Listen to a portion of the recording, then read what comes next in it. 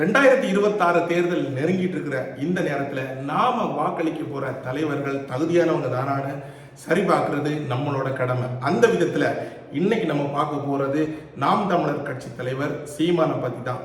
தமிழின் பெருமைகளை அவர் ரொம்ப உறக்க பேசினாலும் கொஞ்சம் ஆழமா போய் இவர் தமிழ்நாட்டை வழிநடத்த தகுதியானவரா அப்படின்னு ஒரு கேள்வி கேட்டு அதுக்கு இல்லைன்னு பதில் வந்தா அதுக்கான காரணங்கள் தான் நாம இந்த வீடியோல பார்க்க போறோம். இந்த சேனலை சப்ஸ்கிரைப் பண்ணாதவங்க சப்ஸ்கிரைப் பண்ணுங்க. அனல் பறக்க பேசுறதுல நம்ம சீமானை யாருமே மிஞ்ச முடியாது. தமிழ் தேசியம், கலாச்சார பாதுகாப்பு, தன்னம்பிக்கையை பத்தி எல்லாம் பல மணிக்கூரா பேசுவார் ஸ்டேஜ்ல.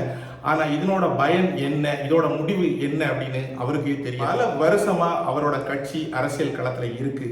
ஆனாலும் இப்ப வரைக்கும் அவங்க பொது சேவையிலோ நிர்வாக திறமையிலோ எந்த விதமான தாக்கத்தையும் ஏற்படுத்தவே இல்லை. அப்படி இருக்கும்போது வேலையில்லா திண்டாட்டம், தொழில்துறை வீழ்ச்சி, விவசாய நெருக்கடி, இப்படிப்பட்ட அழுத்தமான பிரச்சனைகள் வரும்போது எப்படி இவர்களால் சமாளிக்க முடியும்? ஓயாமல் பேசும் தலைவர் தமிழ்நாட்டுக்கு தேவையில்லை, தீர்க்கமாக செயல்படும் தலைவரே தமிழ்நாட்டுக்கு தேவை. சீமானின் பிரச்சாரமும் அதே போல அடையாள பிரச்சாரமாகவே இருந்து வருகிறது. தமிழின பெருமை மற்றும் மொழியை பற்றி பேசி மக்களிடம் உணர்ச்சி பூர்வமாக கொண்டு செல்வது. நமது தமிழ் அடையாளம் முக்கியமானதாக இருந்தாலும் வெறும் தமிழ் அடையாளத்தை வைத்துக் கொண்டே நம்மால் வாழ முடியாது. அதற்கு வேலை, கல்வி, சுகாதாரம், உள்கட்டமைப்பு போன்ற முன்னேற்றத்திற்கான தூண்கள் வேண்டும். வெறுமனே தமிழ் தேசியம் என்ற கோஷத்தால் அவற்றை நிறைவேற்ற முடியாது. இந்த பிரச்சனைகளை பொறுத்தவரை சீமானின் பார்வை மிக மிக குறுகலா இருக்கு. ஏன்னா அவருக்கு இந்தியாவையும் பிடிக்காது, உலகமயமாக்கலும் பிடிக்காது.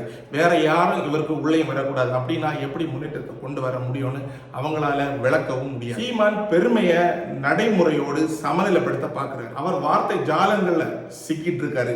இப்படிப்பட்டவற்றை தமிழகம் கிடைச்சா கண்டிப்பா பின்தங்குற நிலைமை தான் ஏற்படும். சீமானின் பேச்சுக்களும் கருத்துக்களும் சமூகத்தை ஒன்றிணைக்காம சமூகத்தை பிரிக்கிற ஒரு மோசமான பேச்சாதான் நிறைஞ்சிருக்கு. தமிழ்நாட்டு சமூகத்தை ஒன்றிணைக்கிறதுக்கு பதிலாக அவரோட பேச்சுகள் எப்பவுமே சண்டையும் பதட்டத்தையும் தான் நம்ம உள்ள. ஒரு தலைவன் என்பவன் நல்லிணக்கத்தை பேணி மக்களை ஒற்றுமையாக்குறதுல தான் வெற்றி அடங்கி இருக்கு. ஆனா சீமானும் தமிழகத்தை ரெண்டு துண்டாக்குறதுல தான் எப்பவுமே குறியா இருக்கா. நீங்களே சிந்தித்துக் கொள்ளுங்கள். சமூகங்களுக்கு இடையே பாலம் அமைக்கும் சக்தி வேண்டுமா அல்லது தடைகளை கொண்டு வரும் சக்தி வேண்டுமா? அடுத்ததா சீமான்ட்ட தமிழ்நாட்டோட எதிர்காலத்துக்கு தேவையான எந்த ஒரு பார்வையும் கிடையாது. அவர் எப்படி வேலையை உருவாக்குவார், எப்படி கல்வியை மேம்படுத்துவார், தமிழ்நாட்டின் உலகளாவிய நிலையை உயர்த்துவது எப்படி?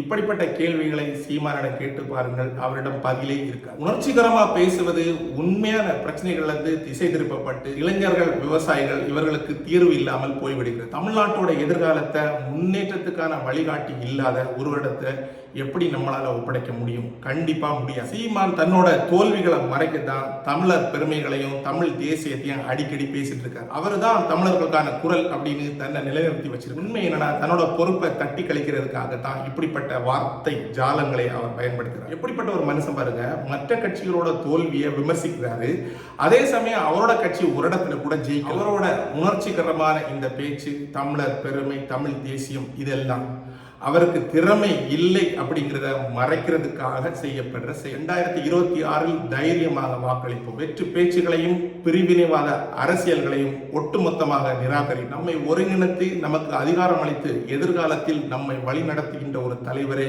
நமக்கு தேவை. கடந்த கால கதைகளை பேசி பிரிவினையில் துடிக்கும் சீமான் போன்றவர்கள் நமக்கு தேவை. நமது வாக்கு நமது சக்தி, புத்திசாலித்தனமாக பயன்படுத்தும். வெற்று பேச்சுகளை விட முன்னேற்றம், ஒற்றுமை, செயல்பாடு உள்ள தலைவரை தேர்ந்தெடுக்கும். சீமான் தலைமையில் இல்லாத தமிழகம் பிரகாசமாக இருக்கும். வீடியோ பார்த்த எல்லாருக்கும் ரொம்ப நன்றி. இந்த வீடியோ பத்தின கருத்துக்களை கீழே பதிவு பண்ணுங்க.